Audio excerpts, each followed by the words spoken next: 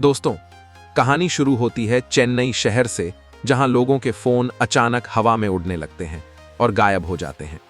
पहले सबको लगता है कि ये कोई प्रैंक है, लेकिन असली डर तब शुरू होता है जब सारे फोन मिलकर एक विशाल बर्ड मॉन्स्टर का रूप ले लेते हैं, जिसका नाम होता है पक्षीराज। अब बड़े बड़े अफसरों की भी हालत खराब हो जाती है।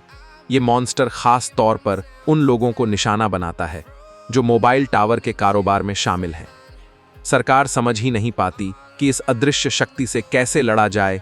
तभी एंट्री होती है हमारे सुपर साइंटिस्ट डॉक्टर वसी की। वसी को एहसास होता है कि ये कोई टेक्निकल खराबी नहीं है, बल्कि ये है फिफ्थ फोर्स, यानी आत्मा और साइंस का मेल। वो कहते हैं कि इस शक्ति को सिर्फ एक ही चीज रोक सकती है, हमारा पुराना हीरो चिट्टी, जिसे पहले वाली फिल्म में डिसमेंटल कर दिया गया था।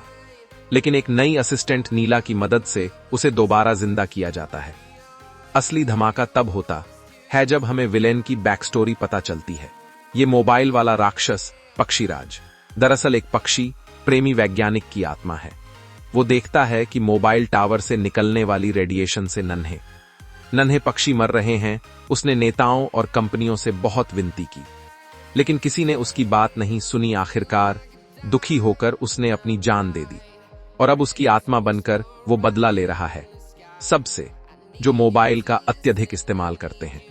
अब शुरू होती है चिट्टी और पक्षीराज के बीच आसमान में एक विशाल लड़ाई। पक्षीराज इतना ताकतवर है कि वो चिट्टी के पुर्जे तक ढीले कर देता है। तब चिट्टी को समझ आता है कि उसे सिर्फ पॉजिटिव एनर्जी से हराना मुमकिन नहीं। तभी डॉक्टर वसी एक खतरनाक फैसला लेते हैं। वो चिट्टी के अंदर फिर से रेड चिप डाल देते हैं, और अब आता है चिट्टी 2। ये नया वर्जन पहले से कहीं ज्यादा खतरनाक है। वो 3 रोबोट्स की एक पूरी सेना बना देता है, जो छोटे छोटे होकर फोन के अंदर घुस जाते हैं और उनका सिस्टम जाम कर देते हैं।